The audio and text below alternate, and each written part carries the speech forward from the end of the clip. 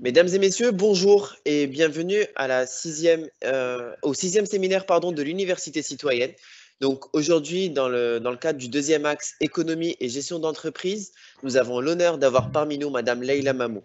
Donc après l'obtention d'un bac gestion, elle part poursuivre ses études en France, donc un DUT à Aix-en-Provence, puis un DESS de gestion d'entreprise à Caen. À son retour au Maroc en 1989 et après une courte période dans un cabinet d'études comme auditeur, elle rejoint Wafa Salaf, qui est une filière du groupe Attijari Wafa Bank. Leila Mamou y débute comme chargée de gestion, puis comme responsable d'une nouvelle cellule en charge de la gestion du contrôle. Donc en 1995, elle est nommée directeur du risque. Elle met alors en place le premier système de scoring et professionnalise la gestion du risque et du recouvrement. En 1998, elle est nommée directeur en charge du développement commercial. La société de financement va devenir en moins de 10 ans le leader du financement du marché automobile avec près de 25% de parts de marché. En juillet 2004, elle est nommée présidente du directoire de Wafa Salaf et gère plus de 21 milliards de dirhams d'encours. Donc une fonction qui n'a pas empêché de faire une formation de coach pendant 3 ans, ni de s'impliquer dans l'associatif, ni de partager son expérience et son professionnalisme dans l'enseignement en initiant les jeunes à l'entrepreneuriat.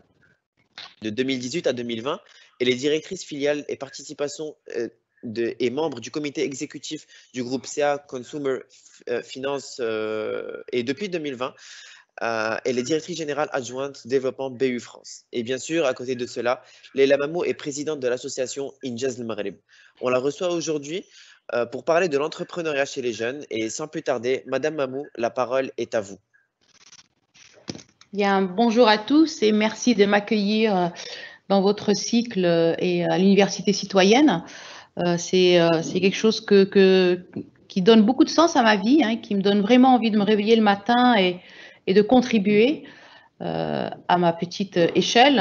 Et voilà, donc je suis heureuse d'être parmi vous. J'ai envie de vous parler de l'entrepreneuriat chez les jeunes parce que ça fait plus de 15 ans que je m'occupe des jeunes que je remarque, parce que j'ai beaucoup recruté, que je remarque que les jeunes parfois sont vraiment pas prêts, même s'ils ont fait des cursus universitaires qui sont très brillants.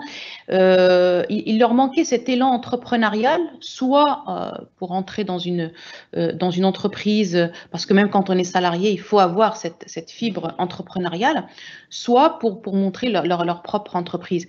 Et donc, c'est là où nous avons créé Injaz al Maghreb. Et donc, nous travaillons avec des jeunes tous les ans, et nous formons entre 40 et 50 000 jeunes tous les ans. Donc, l'entrepreneuriat, pour moi, c'est vraiment le sujet clé pour la jeunesse, pour la relève du Maroc, parce que vous êtes la relève du Maroc. Je ne sais pas combien de jeunes sont connectés aujourd'hui, mais c'est vraiment le levier sur lequel nos jeunes pourront s'appuyer. On a la chance d'être un pays jeune. On a une très belle courbe démographique et quand on est dans un pays jeune comme le nôtre, lorsqu'on a les bons outils, et on parlera aussi de l'incidence du Covid et de l'accélération sur le digital, tout ça, ce sont des leviers qui, normalement, devraient nous permettre réellement d'émerger et d'accélérer notre développement. En tout cas, j'y crois vraiment. Donc, l'entrepreneuriat chez les jeunes, j'ai préparé une petite présentation juste pour avoir un fil conducteur. Et après, on laissera le temps aux questions-réponses. Donc, l'entrepreneuriat, en fait, tout le monde en parle, mais chacun le définit à sa manière. L'entrepreneuriat, j'ai choisi la citation de Reid Hoffman, qui est le cofondateur de LinkedIn, qui dit que dans la vie, tout est une affaire de risque. Et ce que vous devez vraiment apprendre, c'est comment le gérer. C'est ça l'entrepreneuriat, c'est de se dire, je vais prendre un risque. Ben oui, on prend le risque, mais comment on gère ce risque? C'est ça qui est important. Et j'adore aussi la citation de Steve Jobs qui dit que je suis convaincu que la moitié qui sépare les entrepreneurs qui réussissent et ceux qui échouent, ben, c'est purement la persévérance. Parce qu'un entrepreneur, c'est d'abord de la persévérance. Un entrepreneur, c'est quelqu'un qui veut créer de la valeur. Ça peut être une valeur économique, financière, ça peut être une valeur sociétale. Je me bats pour une cause, mais l'entrepreneur doit vraiment avoir un objectif de création de valeur. Et cette création de valeur, il faut qu'elle réponde à un besoin. Voilà, on peut pas juste avoir une idée et aller la tester, la déployer si elle sert à personne. Et donc, c'est ça, pour moi, le fondement d'un entrepreneur, c'est vraiment d'être capable de prendre du risque, d'être persévérant, de se fixer un objectif, mais un objectif qui a du sens. Un objectif qui a du sens, et ça peut être, comme je l'ai dit, économique, social, sociétal. Et j'aime bien commencer par les qualités de l'entrepreneur. J'en ai cité quelques-uns, mais il y en a plusieurs d'autres et on pourra en échanger tout à l'heure si vous le souhaitez. Un entrepreneur, c'est quelqu'un d'assez polyvalent, qui a une largeur d'esprit, qui a un mindset très ouvert. On peut pas être sur un créneau très, très spécifique et rester uniquement en silo. Je veux dire, l'entrepreneur, c'est quelqu'un de transverse, c'est quelqu'un qui est capable d'interagir avec son environnement et ça nécessite de la polyvalence. La persévérance, j'en ai parlé, je continuerai à en parler parce que c'est vraiment la clé de l'entrepreneuriat. Bien sûr que lorsqu'on se lance, lorsqu'on veut être entrepreneur, il faut quand même avoir un esprit d'analyse. Il faut être capable d'analyser un problème, d'analyser une situation, d'analyser un bilan. Plus on a un esprit d'analyse qui est affûté, plus on a les bonnes réponses. Un entrepreneur, c'est quelqu'un d'ingénieux, c'est quelqu'un qui va avoir quelque chose de différent à proposer. Et donc, ingénieux, créatif, innovant. Vous savez que l'innovation, c'est pas juste pour faire de l'innovation, mais on est dans un monde qui va très très vite. On est dans un monde qui est en pleine vitesse sur tous les fronts. Et on a un double enjeu aujourd'hui en tant que citoyen de ce monde. Et vous, les jeunes, cet enjeu il est encore plus fort chez vous. C'est que d'un côté, vous devez absorber cette innovation qui arrive. Hein, à peine on apprend, je prends l'exemple par exemple, quand on a commencé à envoyer les mails, ben moi quand on a commencé à envoyer des mails, c'était quelque chose de waouh, voilà, j'écris à quelqu'un, sur place il reçoit, alors qu'avant il fallait acheter l'enveloppe, le timbre, le coller, l'envoyer, attendre 10 jours, et c'est au bout d'un mois qu'on sait si la personne a reçu le courrier ou pas parce qu'il va nous répondre. On est passé de l'email à Facebook. Mes enfants, quand je leur dis ben, je t'envoie un email, ils me disent non, maman, écris-moi sur Facebook. L'email, c'est has-been. Bon, des gens se sont vieux. Donc il y a cet enjeu de se dire il faut être toujours dedans. Alors aujourd'hui, j'ai compris, je ne suis pas encore dans les. Mais j'ai compris que les jeunes sont plus sur Facebook, qui considèrent déjà que Facebook est has-been et qu'on est déjà sur Insta. Donc en fait, il y a cet enjeu qui est vraiment de s'adapter et on n'a pas le choix. Bon, j'ai pris ces exemples-là, mais il y en a d'autres, il y en a beaucoup d'autres. Donc, le double enjeu, c'est quoi? C'est de digérer, c'est de comprendre, c'est d'absorber ce qui se passe autour de nous, mais c'est aussi d'être capable de générer son propre mouvement et sa propre innovation par un esprit créatif. C'est-à-dire ne pas être dans une position passive où juste je reçois ce qui se passe autour de moi. Alors, on peut avoir cette posture qui est de dire, bah, au moins, ben moi, j'invente rien, mais je sais tout ce qui se passe et je comprends tout ce qui se passe. Ben, c'est très bien. Ça ne suffit pas si on veut être entrepreneur. Parce que pour être entrepreneur, une fois que vous avez intégré tous ces changements, vous devez être capable d'aller plus loin et vous devez être capable, vous aussi, d'être un acteur là où vous êtes de cette innovation. Et c'est pour ça que l'esprit créatif et l'esprit innovant est quelque chose de très, très, très important pour un entrepreneur. Quelques chiffres, mais bon, c'est juste pour que vous ayez quelques indicateurs. En termes de dynamisme entrepreneurial, on est à 11,4. C'est pas énorme, c'est pas énorme. Par contre, ce qui est intéressant, c'est que 27% des adultes estiment qu'il est facile de créer une entreprise. Et là, on touche quelque chose d'important parce que on peut avoir l'âme, l'esprit d'un entrepreneur, mais si on ne sait pas par quel bout prendre cette chose, si on ne sait pas quelle méthodologie, comment je crée, comment je m'organise, eh bien, ben, on aura des entrepreneurs frustrés qui iront faire autre chose et en fait qui n'iront jamais tester leurs idées. Et ce qui est intéressant, c'est que 27% estiment que c'est facile. C'est pas mal. C'est pas mal. Donc, et l'idée, c'est comment arriver à augmenter ce taux et à massifier. Pourquoi c'est important l'entrepreneuriat au Maroc? Juste un contexte. Pendant longtemps, de ma génération, le Graal, ce qu'il fallait vraiment atteindre, c'était d'être fonctionnaire. Parce que quand on est fonctionnaire, on est salarié à vie. C'est une rente à vie. Après, on peut évoluer, on peut choisir de ne pas évoluer, mais le fonctionnariat, tel qu'il était vu avant, aujourd'hui ça a changé, heureusement, c'était la sécurité, je vais rentrer, je suis fonctionnaire, et là je suis vraiment, voilà. Après, quand on n'arrive pas à être fonctionnaire, l'objectif c'était d'être dans une banque. Alors là, être salarié d'une banque, là aussi c'était en termes de reconnaissance sociale, en termes de positionnement, c'était quelque chose de très très valorisant. Sauf qu'aujourd'hui, on est dans un pays où, bon, les banques, il n'y en a que 6 ou 7. Au niveau du fonctionnariat, il y a eu des vagues de réorganisation avec des départs volontaires. Donc, on était plus dans le schéma de les gens quittent le fonctionnariat plutôt qu'ils y entrent. Et on est dans un tissu au Maroc qui est très éclaté en termes d'entreprise. Donc, si vous topez les 500 plus grandes entreprises, vous allez tout de suite tomber dans des PME.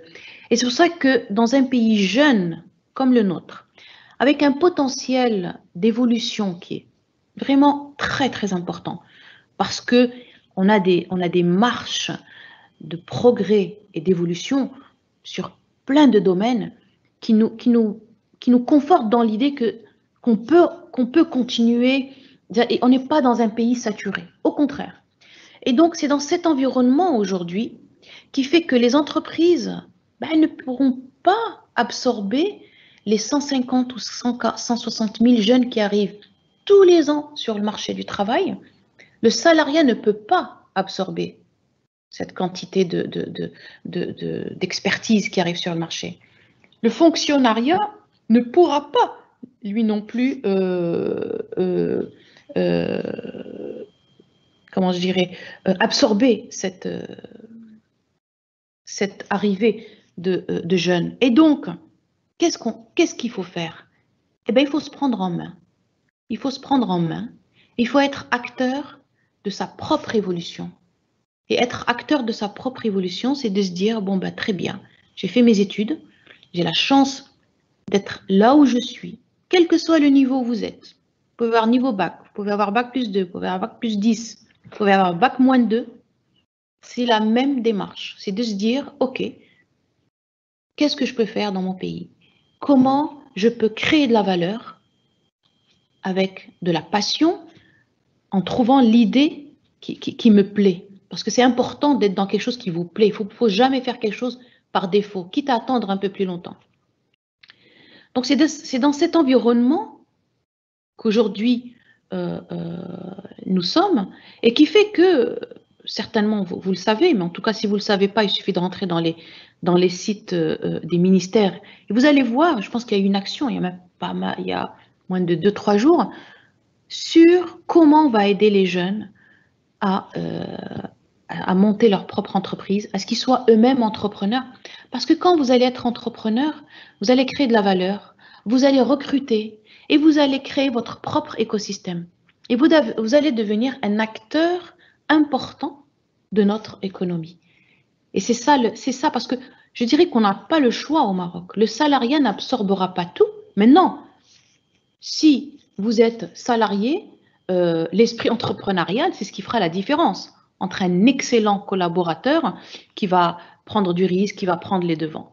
Donc, ma présentation, elle se fera toujours à 2 niveaux, c'est-à-dire que le message que je donne, il peut être aussi bien valable pour le jeune qui a envie de tester, de se mettre sur le marché, de se dire, j'ai envie de faire quelque chose à moi, et le jeune qui se dit, moi, je préfère être dans un environnement salarial et j'ai envie de contribuer à ma manière. Donc, prenez-le à 2 niveaux et recevez ces informations que j'accepte de partager avec vous par rapport à là où vous en êtes. Donc, au Maroc, l'entrepreneuriat, c'est la clé pour les jeunes. C'est, pour moi, l'une des voies la plus importante pour pouvoir évoluer, pour pouvoir progresser, pour pouvoir créer de la valeur. Alors, pourquoi entreprendre en plus de l'environnement dont je vous ai parlé? Parce que c'est un environnement qui, d'un point de vue salarial, est saturé. Il faut s'en rendre compte. La compétition est très dure et donc il y a de la place pour tout le monde, mais il y a de la place pour tout le monde dans un environnement beaucoup plus global. Alors, des jeunes, ils aiment entreprendre parce qu'ils veulent être leur propre patron. Je comprends. C'est très gratifiant de se dire, voilà, c'est ma boîte, c'est mes tripes que je mets dans ce boulot. C'est aussi une manière de s'épanouir. Il y a des jeunes, en tout cas les entrepreneurs, ceux qui ont la fibre de la créativité, de l'innovation, c'est des gens qui ont quand même du mal à vivre dans un cadre salarial avec quand même des contrôles, une gouvernance qui est très serrée. Et donc là, c'est aussi une manière de pouvoir s'épanouir et de se dire, je peux faire ce que je veux dans ma propre entreprise. Et c'est moi qui fixe les règles. C'est aussi une notion d'autonomie. Quand je vous ai dit, il faut se prendre en main, je fais appel à cette autonomie qui est de dire, je n'attends pas que ça vienne des autres. Quand j'ai rencontré beaucoup de jeunes et je faisais des séances de formation aux jeunes qui avaient eu leur diplôme et je les préparais aux entretiens. Et en fait, ce qui m'a toujours étonnée, c'est les jeunes que j'avais en face. C'était des jeunes qui attendaient qu'on vienne les chercher. C'était des jeunes qui avaient un bac plus 5, bac plus 6. Ça faisait 2 ans qu'ils étaient au chômage parce que la manière dont ils abordaient le marché, ils n'y allaient pas de manière proactive, mais en fait, ils envoyaient des demandes et ils attendaient qu'on vienne les chercher. Mais jamais personne ne viendra vous chercher. C'est à vous de vous prendre en main et d'enfoncer les portes. Et c'est pour ça que l'autonomie, elle est très, très importante. Il y a aussi le goût du challenge quand on est entrepreneur. Parce qu'on est challengé au quotidien.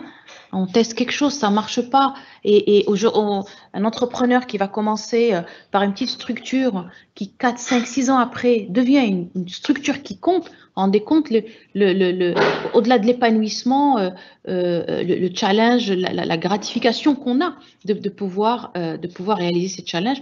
Et c'est aussi être entrepreneur, c'est savoir saisir les opportunités. Et vous savez, les opportunités, il y en a beaucoup. Ça dépend juste de notre regard. Lorsqu'on a un regard ouvert, qui fait vraiment le 360 degrés, vous voyez ce qui se passe autour de vous. Et donc l'opportunité, c'est pas quelque chose qu'on trouve par accident, non. C'est votre façon d'être, c'est votre posture d'ouverture qui fait que vous amenez la chance vers vous. Vous la faites venir par vous, par votre ouverture d'esprit. Alors par où commencer? Ok. J'ai envie d'y aller, j'ai une super idée, mais comment je fais avec tout ça? Il y a un processus qu'il faut suivre. L'idée ne suffit pas. L'idée est importante, mais l'idée ne suffit pas. Une fois que vous avez une idée, il faut vérifier cette idée. Est-ce qu'elle a du sens? Est-ce qu'elle n'a pas de sens? Ça va résonner où? Chez qui? Dans quel environnement? Ensuite, tout ça, il faut quel moyen? Comment je m'organise? Il faut faire un business plan. Comment je trouve le financement? Et comment je me lance? Alors l'idée, vous savez, c'est très très rare où une idée vient d'une seule personne. Ça, il faut vraiment... il n'y a pas quelqu'un qui se réveille un matin et qui se dit ouais, j'ai cette idée géniale, et cette idée géniale, eh bien, c'est devenu un iPhone. Non, c'est un travail d'équipe. C'est un travail d'équipe, et dans une équipe, ce qui est très important, et j'aime bien l'exemple des Beatles, parce qu'ils étaient 4, mais en fait, chacun compensait ce que l'autre n'avait pas. Et c'est ce qui a fait que les Beatles sont devenus un groupe mythique.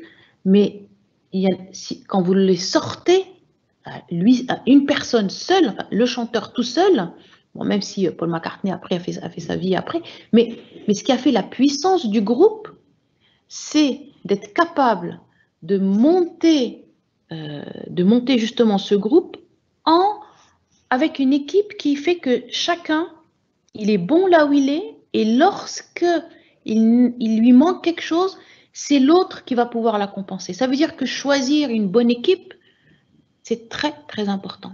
Et on ne peut pas avoir une idée tout seul. Vraiment, même quand on a un début d'idée, il faut absolument créer un petit groupe autour de vous, un petit groupe d'amis, un petit groupe de gens, mais alors là, qui viennent d'horizons différents, et faire de l'idéation, et parler. Et à un moment, ça commence à prendre forme, hein, mais il faut sortir du mythe de il est intelligent, il a eu l'idée du siècle. C'est jamais comme ça. En tout cas, moi, dans ma carrière, j'en ai jamais rencontré.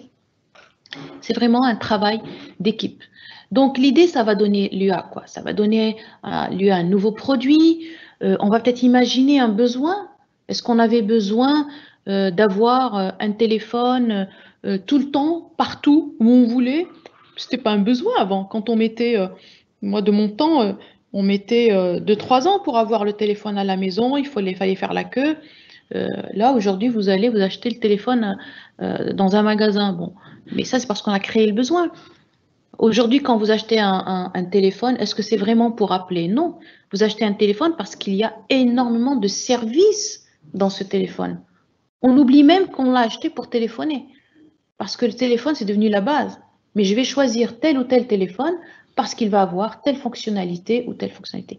Et c'est là où il y a aussi créer de nouveaux besoins. Et le Covid, nous l'avons tous vécu, a créé de nouveaux besoins, hein, par le digital, par le click and collect, on en parlera tout à l'heure. Ça peut être une idée pour juste améliorer de la qualité, pour aller vers un nouveau marché.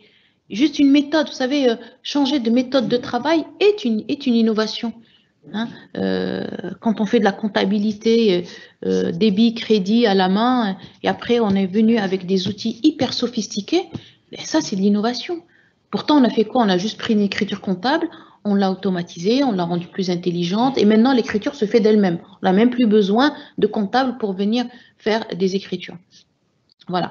Parfois ça peut être aussi un nouveau procédé commercial. Donc voilà, ça c'est quelques exemples, mais bien sûr le prisme des idées, il est très très large.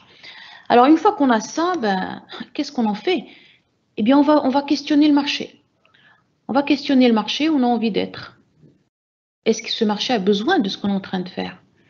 Est-ce que ce marché n'a pas besoin aujourd'hui, mais il en aura peut-être besoin demain? Est-ce que mon idée, elle n'est pas déjà ailleurs? Est-ce que quelqu'un ne l'a pas déjà testée? Ça, c'est très très important. Et je n'oublierai jamais quand je faisais, dans le cadre de InJazz, on faisait des petites compétitions entre les jeunes, on leur apprenait à faire un produit et il fallait qu'ils mettent ce produit sur le marché et qu'ils définissent le prix. Et bon, c'était un jeu, il fallait qu'ils apprennent.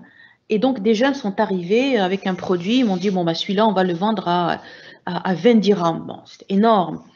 J'ai dit, mais ouais, mais regarde, à côté, ils vendent le même, mais ils ne le vendent qu'à 10. Il me dit, oh ben super, dans ce cas-là, moi je le mets à 8. J'ai dit, ouais, mais combien de charges tu as? Aucune idée. Et donc, en fait, se confronter à la concurrence, ça permet de se repérer sur le marché. Ça permet de se dire, je viens avec quoi? Est-ce que ce avec quoi je viens est utile? Et surtout, est-ce que je vais arriver à le vendre? Est-ce qu'il n'y a pas quelqu'un qui a eu une idée encore plus ingénieuse, moins chère, etc. Et donc, ne pas connaître son marché, ne pas connaître la concurrence, ne pas connaître les produits des concurrents, c'est un vrai danger avant de se lancer. Il faut vraiment, vraiment bien comprendre qu'est-ce qui se passe sur votre marché. Et après, il faut faire un peu votre analyse géographique. Vous voulez vous lancer où? Dans une ville, dans 2 villes, dans un quartier, dans un pays, dans 2 pays, et d'avoir une vision claire de ce que vous voulez faire et où est-ce que vous voulez le faire. C'est très très important de tester votre idée et c'est ce qu'on appelle l'étude d'opportunité. C'est comment je vais y aller. Comment je vais y aller? Est-ce que mon produit il va plaire et est-ce que on va l'acheter? Une fois que vous êtes à peu près certain que votre idée peut être bien reçu, ben là, vous commencez à travailler en se disant, très bien, qu'est-ce que ça va me coûter cette histoire? Qu'est-ce que je dois investir? Où est-ce que je m'installe? Je dois avoir combien de personnes? Comment je me vois dans 3 ans, dans 5 ans? C'est très important de temps en temps de vous asseoir et de fermer les yeux et de vous dire, j'ai envie d'être où dans 3 ans? Ou j'ai envie d'être où dans 5 ans? J'ai envie d'être quoi? J'ai envie d'apporter quoi? Et ce travail de projection de vous avec vous-même sur les prochaines années, ça vous permet de vous recadrer, de vous dire, mais attendez, aujourd'hui je suis là, dans 5 ans je rêve d'être là. Mais ça veut dire quoi? Ça veut dire que ma trajectoire d'ici 5 ans, il faut qu'elle réponde à mon rêve. Il ne faut pas que je rêve, je prends toujours l'exemple des jeunes filles qui rêvent d'être mannequins, c'est leur rêve d'être mannequin, alors que elles vont manger du chocolat, des gâteaux, des trucs tout le temps. Et pourtant, elles continuent, elles vont passer leur vie à rêver d'être mannequin. Mais elles ne se donnent pas les moyens d'y arriver. Et c'est là où on devient frustré, aigri, et on est en décalage. Il faut rêver de quelque chose que je peux atteindre, que j'ai envie d'atteindre. Si je rêve de quelque chose, mais je ne me donne pas les moyens d'y arriver, c'est plus du rêve. Hein, c'est une chimère. Voilà. Et donc, il faut que les rêves aient du sens. Et quand vous avez un rêve, eh bien, prenez une feuille et un stylo et vous dites très bien, j'y vais comment? Je fais quoi la première année, la deuxième année, pour me donner les chances d'y arriver le plus tôt possible. Donc voilà, le business plan, c'est ce qui permet de vous dire, bon ben, financièrement, est-ce que je suis solide? Est-ce que je sais de quoi j'ai besoin? Parce que quand je vais aller demander des financements, il faut que je sois capable d'expliquer qu'est-ce que je veux faire, pourquoi c'est important de le faire, qu'est-ce que ça va me coûter et à quel moment je vais devenir rentable. Il ne faut pas penser être rentable les 2 ou 3 premières années. Ça aussi, c'est un leurre, hein. C'est un investissement et il faut avoir un plan qui tient la route. Alors, le financement. Moi, j'aime bien commencer par la famille d'abord. La famille et l'entourage. La famille et l'entourage sont importants. J'aurais pu les mettre aussi même en amont parce que les plus belles idées, il faut vraiment les tester avec l'entourage et la famille. Et la famille, la famille, elle conforte l'idée, elle encourage. Après, bon, quand on n'est pas dans des familles d'entrepreneurs et qu'on est avec des parents qui pensent qu'il n'y a que le salariat comme seule issue, ça devient compliqué. Mais à vous d'aller chercher dans l'entourage des personnes pour lesquelles votre projet va résonner. Donc il y a déjà l'environnement proche qu'il ne faut pas négliger. Il y a les instituts financiers et croyez-moi, étant dans la finance depuis maintenant plus de 35 ans, je vous promets qu'une banque, qu'une institution, qu'un investisseur, lorsqu'il voit un projet, non pas qu'il soit rentable, mais un projet qui tient la route, eh bien, il n'y a pas de problème de financement. On dit toujours les banques ne financent pas, ils ne donnent pas. Mais j'ai vu les dossiers, j'ai pris les dossiers des jeunes avec lesquels je travaille. Eh bien, quand ça ne tient pas la route, c'est pas possible. C'est pas possible. Et c'est pour ça que le problème n'est pas un problème de financement. Vraiment, si vous deviez retenir une chose, c'est que pour vous lancer, ce n'est jamais l'argent le problème. Ne mettez jamais l'argent comme problème dès le début.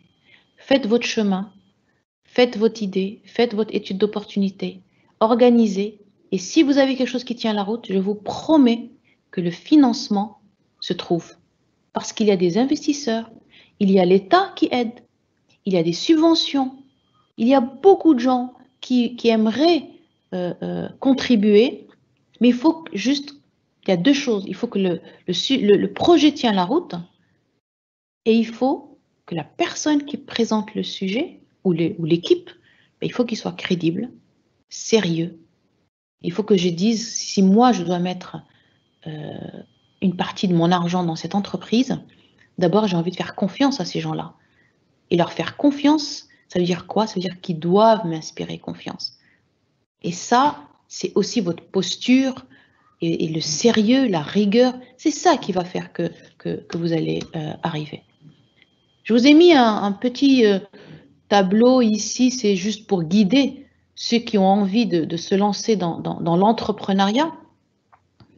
Il y a des méthodes, ce que je vous dis ici, vous pouvez le trouver n'importe où, mais vous avez l'avantage de l'avoir sur une page en passant par, voilà, comment je fais, j'ai un certificat négatif, comment j'ai mon premier contrat de bail, comment je le fais, comment j'établis mes statuts, mon assemblée générale, etc. Je ne vais pas rentrer dans tout ça, mais et ça, c'est obligatoire et il faut avoir de l'endurance. On a la chance aujourd'hui dans les CRI, vous savez que les CRI, ce sont les centres régionaux d'investissement, je pense. Eh bien, il y en a dans toutes les villes. Et quand vous allez les voir, il y a maintenant de plus en plus un guichet unique qui fait que quand vous arrivez, eh bien, on vous facilite la tâche. Alors qu'avant, il fallait faire le tour de tous les bureaux. Ça prenait parfois 1 an et demi, 2 ans pour créer son entreprise. Aujourd'hui, ça va beaucoup, beaucoup, beaucoup plus vite. Et vous avez vraiment de la chance d'être dans cet environnement. Et il y a quelque chose de très important aussi, c'est quand vous allez vous lancer, il faut vous faire connaître. Très important de vous faire connaître. Vous faire connaître, j'insiste beaucoup sur votre réseau personnel. Et réseau personnel, c'est quoi? Votre réseau personnel, ce sont tous vos copains et copines du collège, du lycée, de l'université. C'est votre premier réseau. Pourquoi? Parce que vous êtes tous ensemble, vous connaissez, et croyez-moi, l'amitié d'avant le travail, elle est différente de l'amitié après le travail. L'amitié qu'on a pendant le cursus scolaire, c'est une amitié qui est inconditionnelle. Hein. On aime un ami parce qu'on a des affinités. Il n'y a pas de « j'attends rien de lui, il n'attend rien de moi ». Quand vous passez dans le monde professionnel, les relations sont différentes. Bien sûr qu'il y a de l'amitié, mais celle-là, franchement, je vous encourage à... Moi, j'aurais aimé qu'on me donne ce conseil, parce que j'ai eu du mal à retrouver tous mes amis de lycée et d'université. Et votre vrai réseau, c'est votre réseau de scolaire.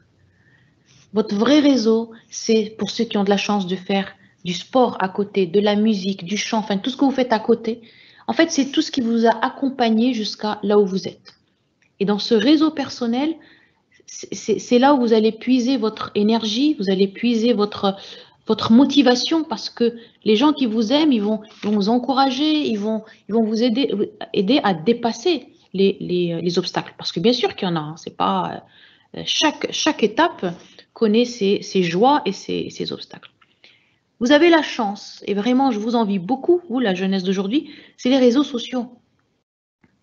Les réseaux sociaux, c'est puissant, c'est puissant. Vous pouvez lancer une idée, lancer un débat, ben, il y a des gens intéressants qui vont vous répondre. Et là aussi, les réseaux sociaux, il faut juste l'utiliser à bon escient. Ce n'est pas les réseaux sociaux où on voit un peu de tout et de n'importe quoi. Mais les réseaux sociaux, quand on sait les utiliser, ça peut être un vrai levier pour se faire connaître et aussi pour échanger et tester ses idées. Et il y a aussi tous les partenariats locaux. Les partenariats locaux, je vous le répète, il y a vraiment énormément d'actions qui se font en local, que ce soit dans les communes, que ce soit dans les régions. Il y a énormément de soutien. Il suffit juste de savoir les trouver. Mais la seule manière de la trouver, c'est d'aller au CRI et c'est de rentrer en contact avec Maroc PME qui sont aussi là pour les jeunes, et leur vocation, c'est d'aider les jeunes à se lancer. Alors, une fois qu'on a réfléchi, qu'on a pu lever de l'argent et on va y aller, eh bien, il faut vraiment maîtriser tout ce que vous allez faire. Et c'est pour ça qu'il faut une équipe. C'est impossible de faire ça tout seul. C'est impossible. Il faut savoir bien s'entourer. Il faut savoir bien recruter. Et bien recruter, ça commence d'abord par avoir confiance aux personnes que vous recrutez. La confiance, elle est importante. C'est la base. La loyauté, elle est importante dans le travail. Si vous ne travaillez pas avec des gens loyaux, vous ne pourrez pas avoir confiance. Donc la loyauté, elle est importante. Après, bien sûr, il y a la compétence. Mais la compétence est autant importante quand on recrute quelqu'un que sa loyauté, que sa rigueur, que sa droiture. C'est très, très important. Ce sont des qualités qui vous apparaissent simples, mais je vous promets que quand on rentre dans le monde du travail, elles se raréfient. Vraiment, elles se raréfient. Et donc, le run, c'est de pouvoir tout maîtriser. J'ai mon idée, je l'ai créée, ou bien je l'ai achetée, je vais la vendre. Où est-ce que je vais la vendre? Comment je vais la gérer? Et ça c'est de l'apprentissage. Hein, ça ne vient pas comme ça. Et je pense que vous êtes tous dans des cursus. Je ne sais pas quels sont les cursus scolaires dans lesquels vous êtes, mais quel que soit là où vous êtes, que vous preniez un auto-entrepreneur qui est seul, qui va mener son action tout seul, ou quelqu'un qui va créer une entreprise dès le début à 20-30 personnes, il faut absolument maîtriser comment j'investis, comment j'achète ma matière première, si je transforme, comment je gère mes stocks et comment je distribue. Et plus vous comprendrez chaque case, plus vous l'optimiserez, plus à la fin, vous allez avoir la meilleure création de valeur. Parce que si vous ne maîtrisez pas vos coûts, à la fin, vous allez arriver avec un coût qui sera tellement élevé que vous ne serez pas rentable. Donc, c'est très, très important de bien maîtriser sa chaîne de valeur et de s'appuyer sur les experts. Et j'aime bien la citation d'Albert Einstein qui résume, qui dit que la connaissance, elle s'acquiert par l'expérience. Et le reste, ce n'est que de l'information. Vous avez de l'information, vous pouvez acheter des bouquins, lire, voir, on pourra vous faire des cours et des cours, mais si vous n'expérimentez pas vous-même avec cette ténacité et avec cette patience, parce qu'il faut être patient, hein, l'expérience, c'est le temps, et le temps, c'est la patience. Hein. Et il faut bien sûr être passionné. Si vous n'êtes pas passionné, ça va être compliqué. Quand on n'est pas passionné, on baisse très rapidement les bras. Alors, je l'ai dit, qui peut m'aider? Je reviens dessus parce que c'est vraiment très important, on l'oublie. L'environnement proche, les structures privées, les structures publiques, les associations. Nous, enfin moi je connais bien INJAS, mais il y a énormément d'associations. Il y a Réseau Entreprendre, il y a énormément. Il y a beaucoup d'associations qui ne demandent qu'à aider, qu'à former. Nous, on a choisi le prisme de la formation et ensuite l'accompagnement dans les startups. Donc, c'est important la formation, mais il y a énormément d'associations. Vous savez qu'au Maroc, c'est l'un des pays où il y a le plus d'associations. On est à peu près plus de 99 000 associations, des ONG. Alors, il y a du tout. Il y a des associations à 3 personnes et il y a des ONG avec des équipes plus conséquentes et des impacts plus importants. Mais on a, et ça c'est typique chez nous, parce que qu'est-ce que ça veut dire association? Mais ça veut dire que ce que je fais moi aujourd'hui, des milliers de gens le font. Ce qui fait que malgré qu'on travaille 10 à 12 heures par jour, eh bien le week-end, on se réveille le matin et on fait des conférences juste pour donner, pour partager, pour aider, eh bien parce que c'est ça qui fait sens dans la vie. Et beaucoup de gens le font, beaucoup de gens le font et beaucoup de gens sont à la recherche de comment créer de l'impact auprès des jeunes. Donc vraiment, vous êtes, en tout cas je m'adresse aux jeunes, vous êtes aujourd'hui dans un environnement qui est de loin plus favorable à ma génération.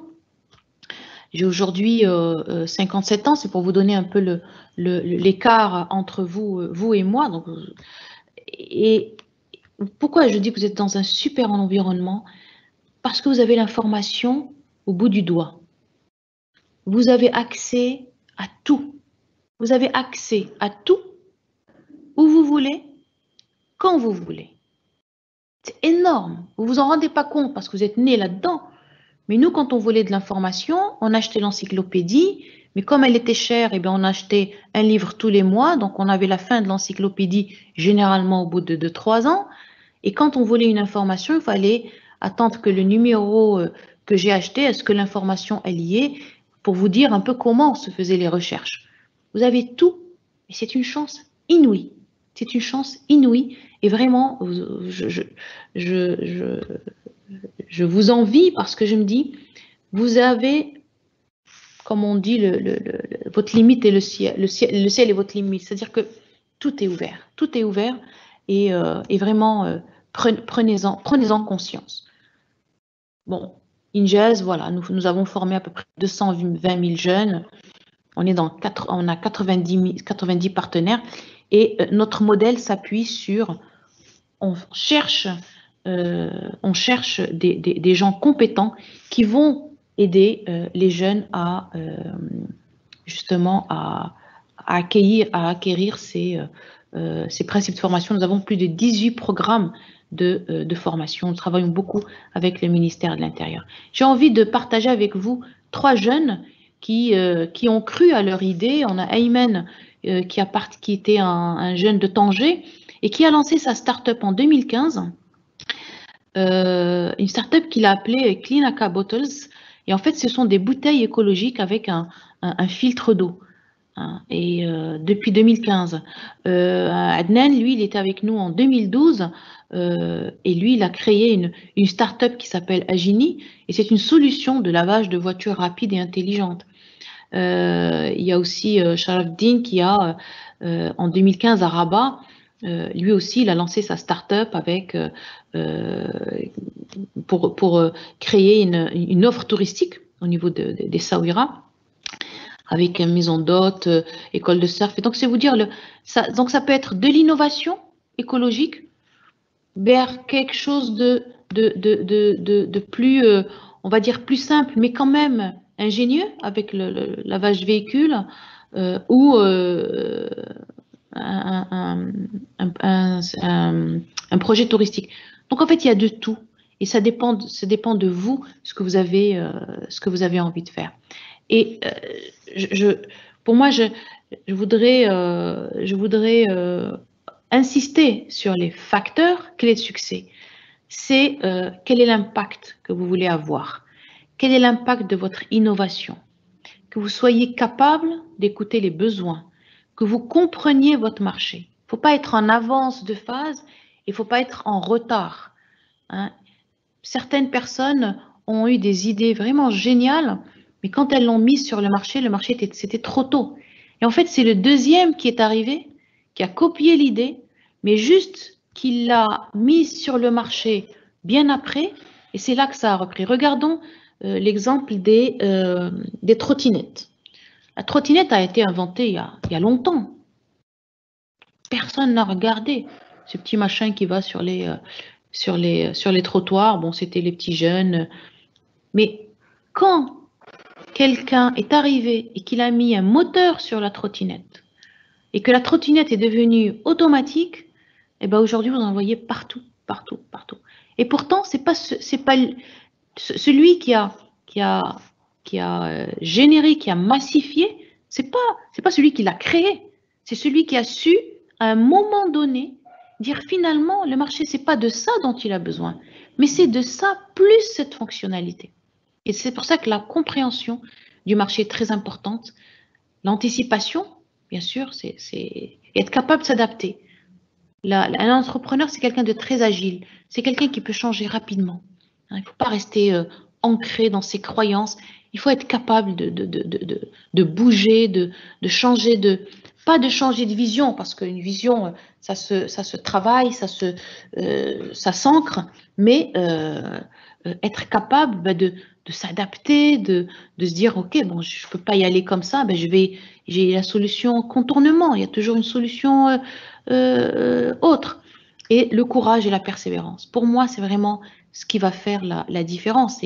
Et Cristiano Ronaldo, malgré tout son talent, qui ose dire que mon seul et unique talent, c'est que je n'abandonne jamais. Et un entrepreneur, c'est quelqu'un qui n'abandonne jamais. Le CEO de Honda avait dit que la réussite, elle est basée sur 99% d'échecs. Ça veut dire que pour réussir, eh bien, il va y avoir des échecs. Ne pensez pas que parce qu'on a une idée, parce que je suis allée jusqu'au bout et que ça n'a pas marché, je vais baisser les bras et aller faire autre chose. C'est parce que vous allez échouer que vous allez réussir. C'est parce que vous tombez que vous vous relevez. Et c'est ça qui est important. Quand vous allez à la Silicon Valley pour présenter un dossier pour lever des fonds, la première des choses que vont voir les bailleurs de fonds, c'est combien de fois vous avez essayé et combien de fois vous vous êtes planté. Et plus vous vous plantez, plus les bailleurs de fonds vous font confiance.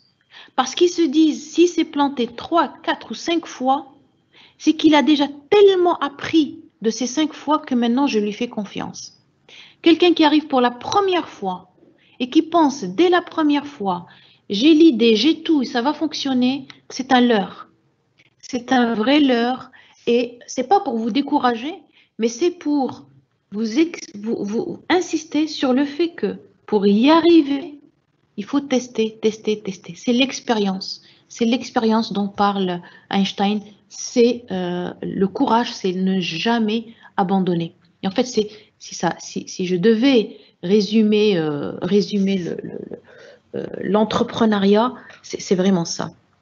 Alors la crise sanitaire, et ça pourra peut-être laisser la place au débat par la suite, eh bien cette crise, elle nous a pris de plein fouet.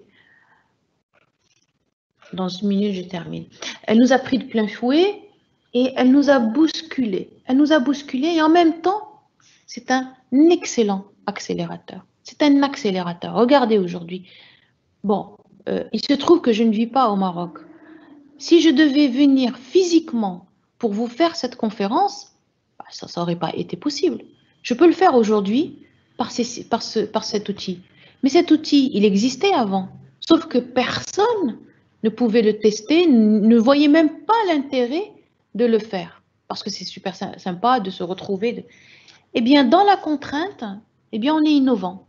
Et moi, j'ai suivi au niveau de HEM, dès, je pense, la deuxième semaine de confinement, HEM a été capable de sortir les cours en ligne. Bien sûr, avec tout ce que ça génère comme tâtonnement, eh ben, ça a été fait en un temps record. Et donc, regardez les impacts économiques, malgré qu'on ait notre PIB qui est baissé, malgré que l'exportation baisse, malgré que les entrepreneurs disent qu'il est très très compliqué de s'adapter, on a 33% de taux de chômage entre les 15 et 24 ans. Et c'est pour ça que l'entrepreneuriat est un vrai levier. Mais à côté de ça, regardez toutes les opportunités qu'on a.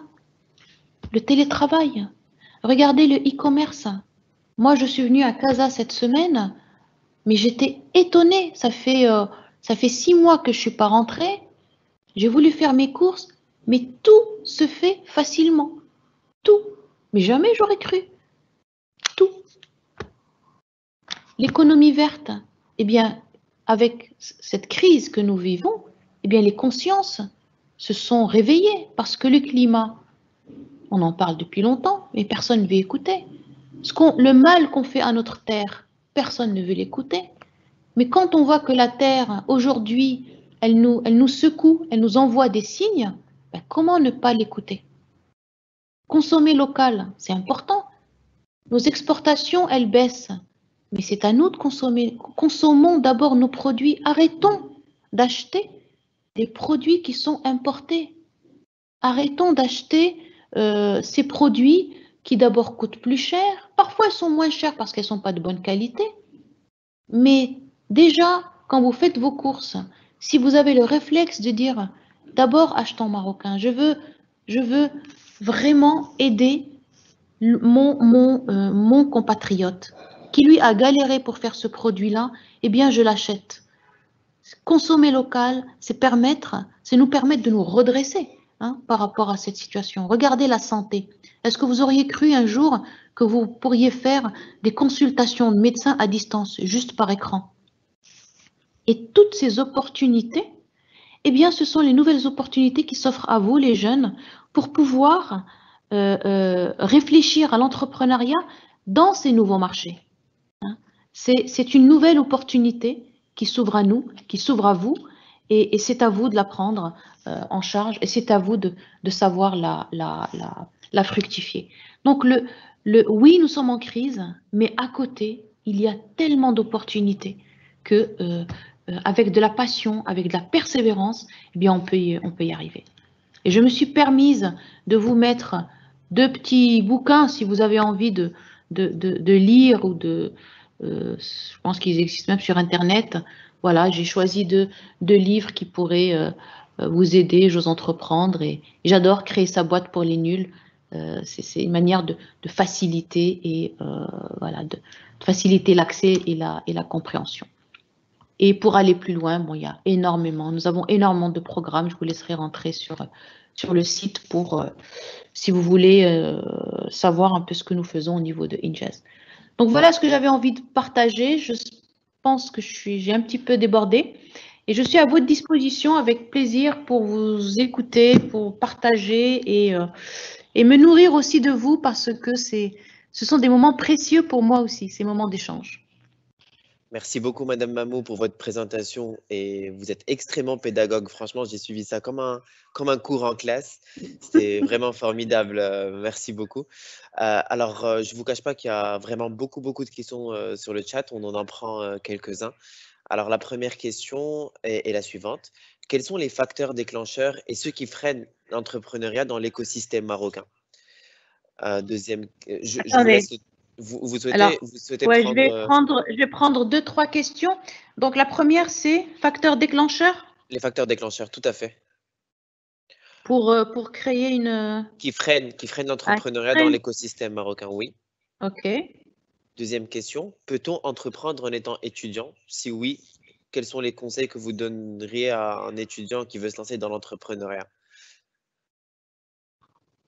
Troisième question, quelle est la méthode adéquate à adopter pour trouver des sponsors dans son entrepreneuriat? OK. Bon, je vais m'arrêter là parce que c'est déjà riche. OK. Ok. Alors, ce qui freine l'entrepreneuriat dans notre écosystème, je vais du postulat que vous avez un projet qui tient la route. Parce que s'il ne tient pas la route, c'est le premier frein.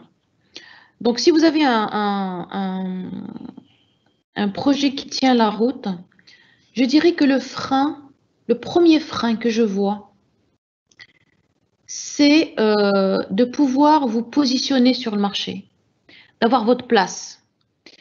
Je vais vous dire qu'est-ce que je veux dire par là.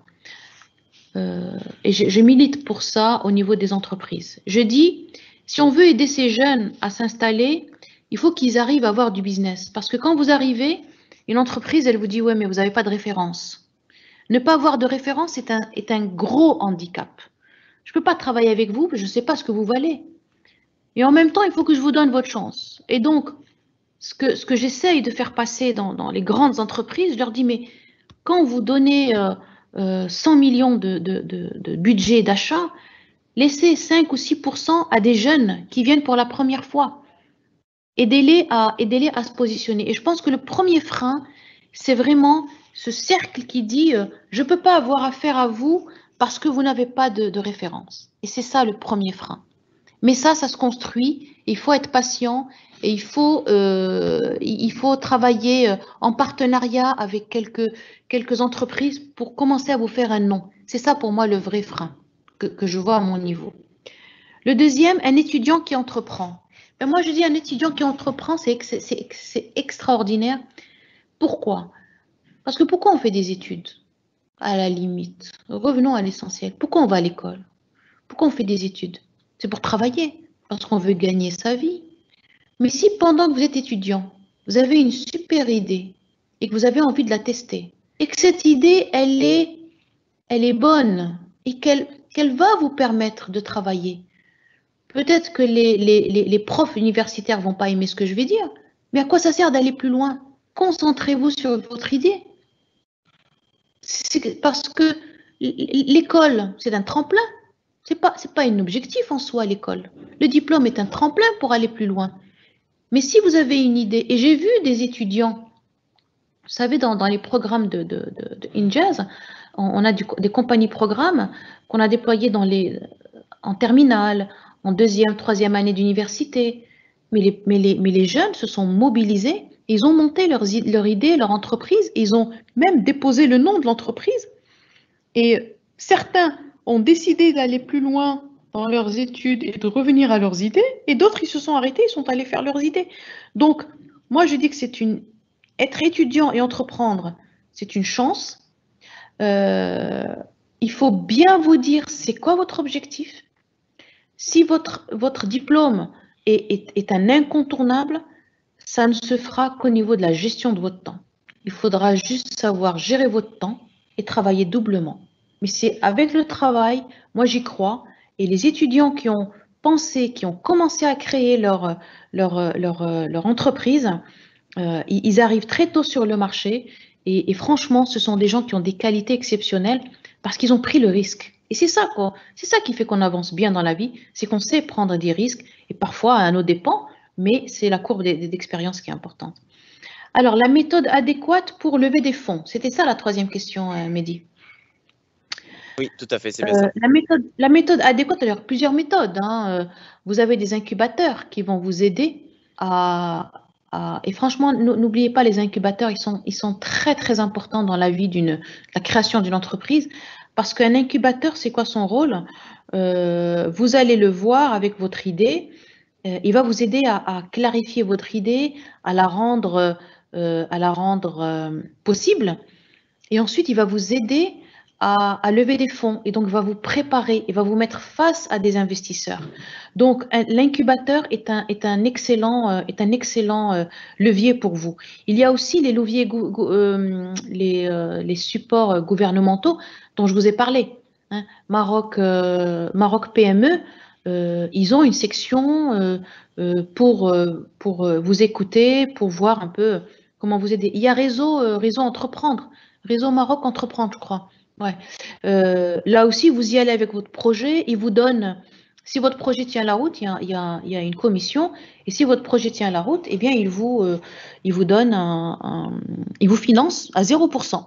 Il vous finance, et quand vous êtes rentable, vous commencez à rembourser votre crédit. Donc, il y a vraiment énormément de moyens pour lever les fonds. Mais je vous le répète, ce qui est important, c'est d'avoir un projet qui tient la route. C'est ça qui est important. On passe aux questions suivantes, Mehdi? Oui, merci beaucoup.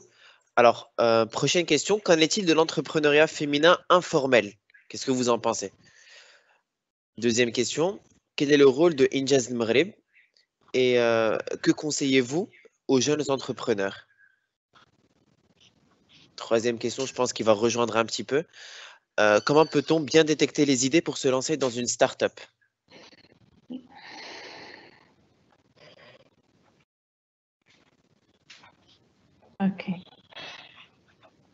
Ok. Alors, entrepreneuriat féminin informel, qu'est-ce que ça veut dire? Je ne comprends pas bien ce que c'est. Est-ce que c'est les couturières? Est-ce que c'est... parce qu'il y a femmes et informel. Il y a l'entrepreneuriat informel, dans ce cas-là, bon, ben, ce sont tous les gens qui décident de gagner de l'argent mais ne pas payer leurs impôts. C'est ça pour moi être l'informel. Mais ce qui me dérange dans cette question, c'est de mélanger femme et informel. Donc si la personne qui a posé la question pouvait repréciser, parce que je ne comprends pas comment on Je pense que ça associe va la être femme à difficile de le D'accord. retrouver dans le chat, Donc, mais en tout au pire, cas, on peut passer à la voilà, question suivante. mais sachez que, en tout cas, pour la personne qui a posé, je suis gênée de mettre femme et informel en même temps. Ce que je peux dire, c'est que l'entrepreneuriat féminin au Maroc, c'est très faible. Est-ce que vous savez que le taux d'activité de femmes au Maroc, il est de 17%? Vous savez ce que c'est que le taux d'activité? Ce sont juste les femmes qui travaillent. Donc, je vous laisse imaginer le taux de femmes entrepreneurs. Il est très, très, très, très faible. Il est très faible. Voilà. Le rôle de Injaz Maghreb. Alors, Injaz Maghreb, je n'ai pas voulu trop parler d'Injaz parce que je m'adressais à vous sur votre sujet et j'ai d'abord répondu à la demande de l'université citoyenne. Injaz Maghreb, c'est une association, c'est une ONG reconnue d'utilité publique dont l'objectif est d'aider les jeunes à comprendre ce que c'est que l'entrepreneuriat et à puiser des leviers entrepreneuriaux pour pouvoir améliorer soit leur employabilité, soit leur donner envie de créer leur propre entreprise. Et en fait, Injaz Maghreb, c'est le pont, c'est le lien entre le collège, l'école, le lycée, l'université et le monde du travail. Nous avons des programmes nos programmes commencent dès le CP. Dès le CP, on commence à faire des ateliers créatifs chez les jeunes. On a des programmes pour la première et deuxième année de collège. On a des programmes pour le lycée, pour l'université. Et en fait, on a 18 programmes, ils sont tous orientés autour de qu'est-ce que l'entrepreneuriat. Et en fait, notre message, c'est de leur dire, mais si moi, j'ai pu créer mon entreprise, eh bien, c'est vous aussi, vous pouvez le faire. C'est abordable. Mais est-ce que vous savez ce que c'est? En fait, ils ne savent pas. Et l'idée, c'est juste de les familiariser avec Injaz. Vous pourrez rentrer dans le site et vous pouvez avoir plus d'informations. Et nous avons formé l'année dernière 42 000 jeunes. Grâce à Zoom aussi, nous aussi, on a su, et je remercie mon équipe à Injaz, qui ont été vraiment brillants et qui ont pu faire du mentoring à distance. Alors, le conseil pour la troisième question, c'était le conseil pour entreprendre, c'est ça? Alors, la troisième question. Conseil pour l'entrepreneur? Comment bien détecter les idées pour se lancer dans une start-up? C'était la quatrième question. Alors là aussi, la manière dont est posée la question, on ne détecte pas une idée. Une idée, elle se construit, elle arrive, et pour la lancer, il faut vraiment voir quelle est son utilité. Donc peut-être qu'il y a une seule question à se poser, c'est ce que j'ai en face, ce que j'ai en tête, ce que je vois ici, quelle est son utilité? Qui pourrait en avoir besoin? Ça servirait à qui? Qui serait prêt à l'acheter? C'est ça les questions qu'on se pose. Et quand on est sûr de la réponse, eh bien, on se dit, ça, c'est la bonne idée. Il faut qu'elle soit utile. Il faut qu'elle soit vendable. Il faut qu'on puisse l'acheter. Il faut qu'on puisse l'acheter au bon prix. Parce que si on ne l'achète pas au bon prix pour générer un bénéfice, vous n'aurez pas de quoi continuer à produire. Donc, utilité, coût, création de valeur. Il y avait une troisième question, je crois que c'était quel conseil vous donnez à un entrepreneur. Pour moi, j'ai un seul conseil, c'est y croire, être persévérant, ne pas baisser les bras. Ne pas baisser les bras.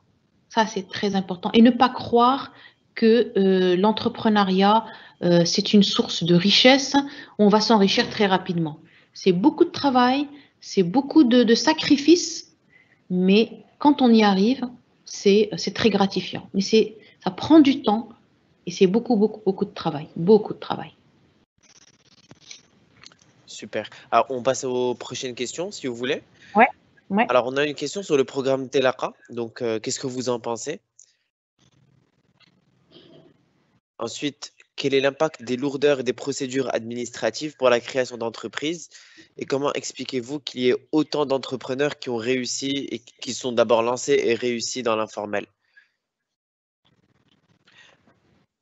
Troisième question. Quand on s'intéresse à l'entrepreneuriat, on tombe rapidement sur les notions de plan d'affaires et de modèle d'affaires. Est-ce qu'il est fondamental de maîtriser ces aspects techniques pour se lancer?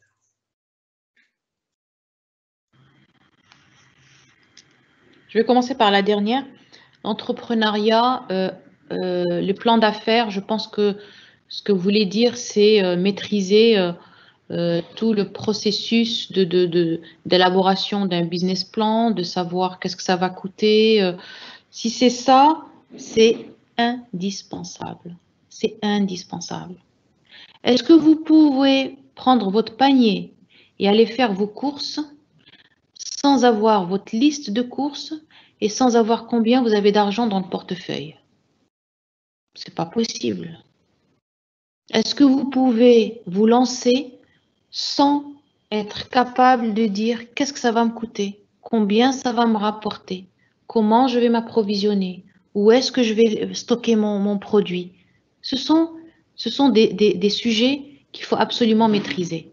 Par contre, ce qui est important pour vous, si vous êtes celui qui avait l'idée, qui avait voilà, qui est le créatif de l'équipe, eh bien, il faudra juste et tout simplement recruter quelqu'un qui, lui, va connaître ces sujets, qui vont vous embêter, vous, parce que ce n'est pas votre truc. Mais jamais quelqu'un maîtrise tout ça. Il n'y a aucune personne qui maîtrise tout, qui peut être créatif, avoir l'idée, faire l'étude de marché, faire le business plan. C'est impossible. C'est impossible. Il y a la notion d'interdépendance. Cette interdépendance, gardez-la en tête. Qu'est-ce que ça veut dire l'interdépendance? Ça veut dire que je suis capable d'aller chercher la compétence là où elle est. J'accepte de ne pas être compétent sur tout, mais j'accepte d'aller chercher la compétence là où elle est. Vous ne pourrez pas, comme on dit, le mouton à 5 pattes n'existe pas. Vous ne pourrez pas tout maîtriser. Et ce n'est pas ce qui vous est demandé en tant qu'entrepreneur. Le vrai entrepreneur, c'est celui qui va savoir, ce gars-là, cette fille, ce garçon, ils vont savoir, ils sont rigoureux, c'est de lui dont j'ai besoin. Il va me maîtriser tous ces aspects techniques dont moi, je n'ai pas envie de m'embêter. Parce que moi, je suis dans autre chose. Donc oui, vous pouvez ne pas maîtriser, mais non, vous ne pouvez pas faire l'impasse. Donc, allez le chercher là où il se trouve. Impact des lourdeurs, ben oui, hein, c'est ça la persévérance. C'est ça la persévérance.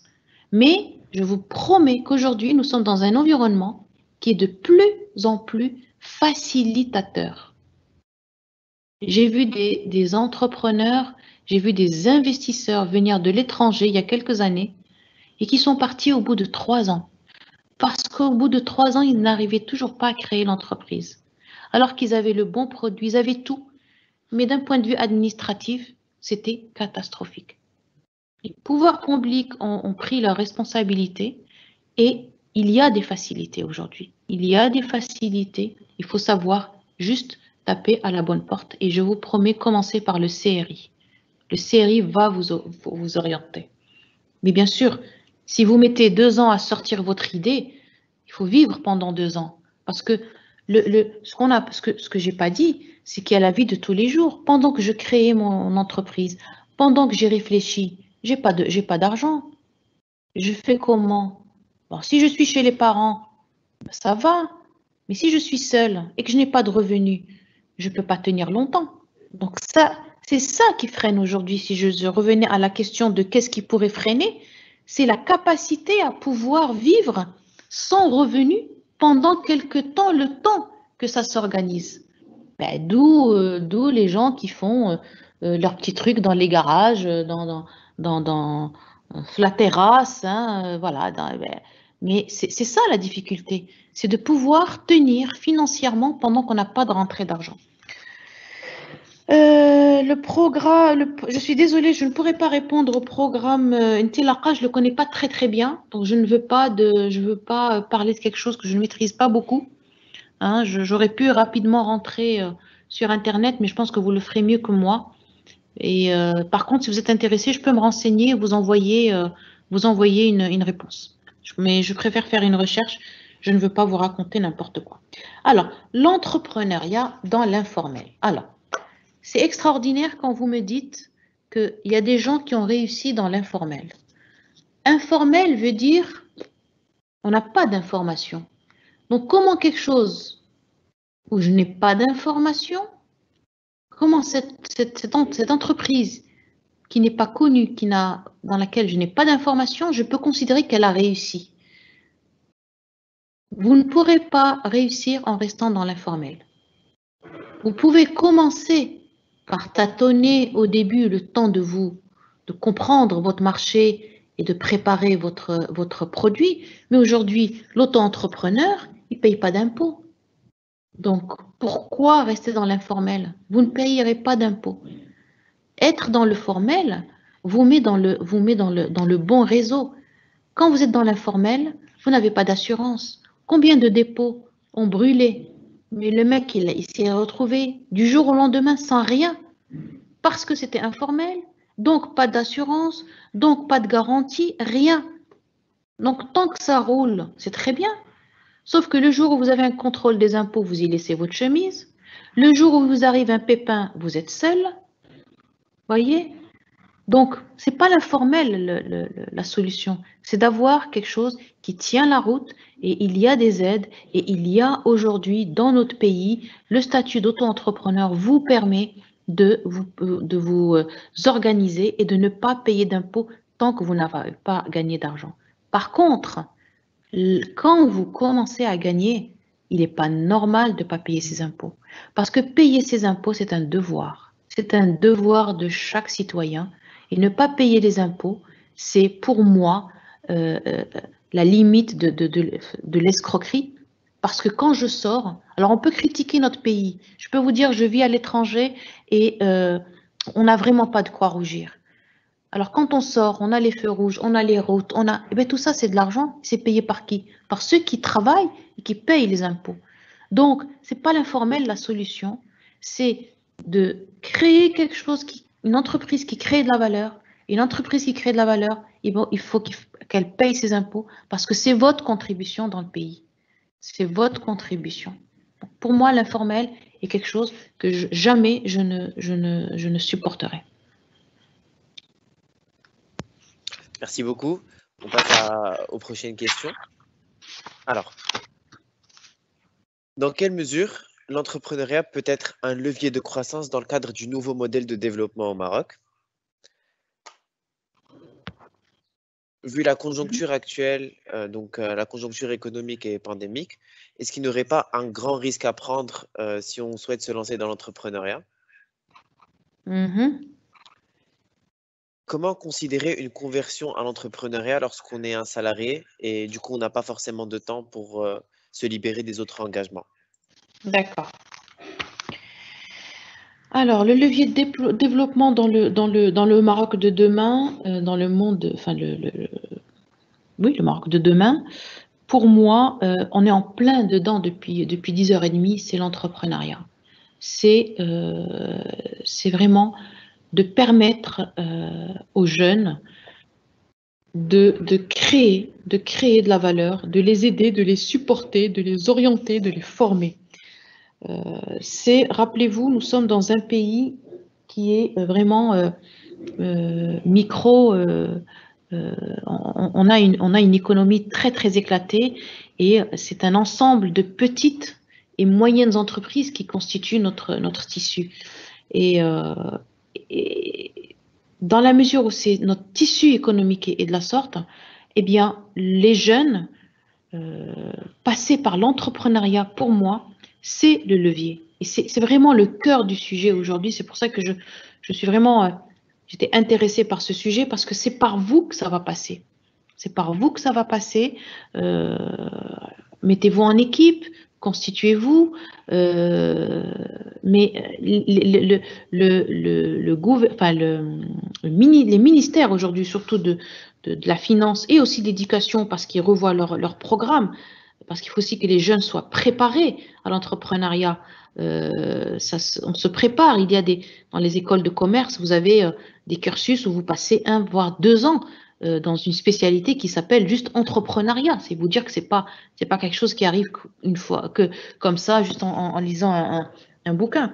Mais le Maroc de demain, le développement économique de demain passera par notre capacité à aider les jeunes à être prêts. Donc, il faut qu'ils soient bien formés. C'est important d'être bien formés, ce qui renvoie à la responsabilité du ministère de l'Éducation sur les jeunes qui arrivent sur le marché. Ils y arrivent comment? Est-ce qu'ils sont prêts? Est-ce qu'ils sont préparés? Donc, le Maroc de demain, on a commencé, c'est revoir les cursus scolaires, universitaires, pour aider les jeunes à comprendre ce que c'est que l'entrepreneuriat. Le deuxième, c'est aider les jeunes quand ils ont l'idée à prospérer. Et après, quand vous avez l'idée, quand vous créez votre entreprise, dès que vous commencez à être rentable, vous intéressez tout le système économique. Et c'est là où vous voyez des fois la petite entreprise, au bout de 5-6 ans, qui se vend, qui génère de la valeur. Donc le Maroc de demain, ça sera par l'entrepreneuriat des jeunes. La conjoncture, j'adore cette question. J'adore cette question parce que est-ce qu'il faut se lancer quand ça ne va pas? Ben, je vais vous dire une chose. Si vous ne vous lancez pas quand ça ne va pas, quand est-ce que vous allez vous lancer? Parce que quand tout va bien, les marchés sont pris, les places sont prises. C'est maintenant qu'il faut se lancer. Regardez le nombre de gens qui ont su, prenons l'exemple des restaurants. Ils ont su, malgré qu'il y ait le couvre-feu, ils se sont tout de suite réorganisés. Ils ont commencé à faire de la livraison. Et en faisant ça, qu'est-ce qu'ils ont fait? Eh bien, ils ont créé des nouveaux métiers. Les livreurs, aujourd'hui, se sont organisés. Il y a maintenant des sociétés qui se sont créées, qui fournissent des livreurs. Ça veut dire que le restaurant ne va pas aller s'embêter, lui, à recruter le livreur, lui acheter sa moto, gérer quand la moto va se casser, alors qu'il faut que lui, son objectif, c'est de préparer le plat et que le plat arrive chaud chez le client.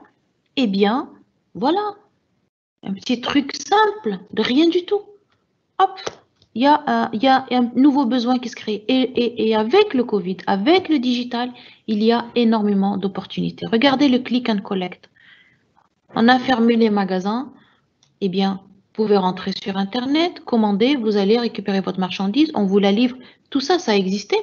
Mais grâce, même si j'aime pas le dire, mais vous allez comprendre, grâce à cette situation, eh bien, il y a des nouveaux métiers. Il y a des nouveaux métiers qui se créent. Et c'est à vous d'aller les chercher, mais il y en a énormément. Et si je pouvais peut-être donner un conseil, c'est que cette crise, elle a mis en lumière quels sont les postes, quels sont les métiers qui sont en train de disparaître. Et il y en a beaucoup. Et donc, quand vous faites vos choix, que vous soyez étudiant encore en train de choisir une filière ou que vous vouliez avoir une idée, mais il faut que vous soyez en avance de votre temps. Il y a des métiers qui disparaissent. Il y a des métiers grâce à l'intelligence artificielle qui ne vont plus être là. Tout à l'heure, je vous ai parlé de comptabilité. On n'a plus besoin de comptables. Alors, il y a encore des écoles qui forment à la comptabilité. Bien sûr qu'il en faut, mais la comptabilité a changé. Il y en a des centaines et des centaines des dossiers, des métiers comme ça qui sont en train de disparaître. Les assistantes, aujourd'hui, on n'a plus besoin d'assistantes. On est tellement autonome, on a tout sur notre ordinateur. Alors qu'avant, il y avait des écoles qui formaient des centaines et des milliers d'assistantes. On n'en a plus besoin. Avant, vous aviez un directeur qui avait trois assistantes. Aujourd'hui, on est autonome, de plus en plus. Et donc, la conjoncture actuelle, au contraire, c'est une réelle opportunité. Et ceux qui pensent que quand, en période de crise, on ne crée pas, ou c'est pas le moment, qu'est-ce qui a permis au pays de se redresser après la guerre? C'est après les guerres c'est pendant les guerres et après les guerres qu'on a eu les plus belles innovations, qu'on a eu les plus beaux risques, parce qu'il y a un moment où on se dit on n'a plus rien à perdre, on va y aller. La conversion à l'entrepreneuriat quand on est salarié. Alors la question que vous avez posée, ce que j'ai perçu, c'est que vous voulez en même temps rester salarié et en même temps vous lancer dans l'entrepreneuriat et en fait avoir le beurre et l'argent du beurre. C'est impossible. C'est impossible. Moi, j'ai vu des jeunes rentrer dans le salariat, travailler 2-3 ans, et quand ils ont énormément économisé pour tout arrêter et aller se lancer dans leurs idées, dans leur entreprise. Et j'ai vu des gens qui l'ont fait, qui ont réussi, d'autres qui l'ont fait, et au bout de 3-4 ans, ils sont revenus au salariat, mais ça valait le coup d'être tenté, parce que quand on revient après une expérience qui n'a pas abouti, eh bien, on revient renforcé. Donc, le seul risque qu'il y a à prendre, c'est un risque financier. Mais ça se gère. C'est-à-dire, pendant que vous êtes salarié, ben, vous faites des économies. Vous travaillez jour et nuit, vous faites des économies.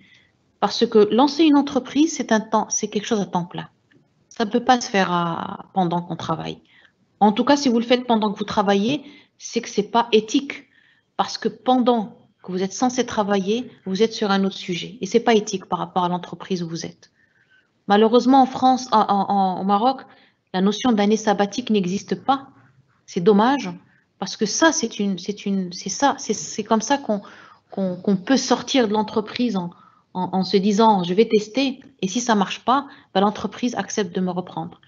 C'est dommage, mais je pense que ça pourrait être un axe sur lequel le Maroc de demain, je reviens à la question, c'est de donner la possibilité aux gens qui sont salariés de sortir, de tester, de tenter leur chance et de leur permettre de revenir si ça ne marche pas. Ça, c'est une vraie sécurité. Donc, à vous de vous battre pour avoir ça, mais je trouve que ça serait un très bon levier. Il y a aussi, je ne sais pas s'il n'y a pas de question sur les femmes, mais en tout cas, pour les femmes,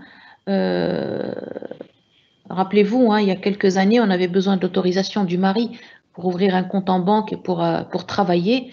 Heureusement, on n'est plus à ce stade-là, mais j'ai envie de lancer un message aux femmes.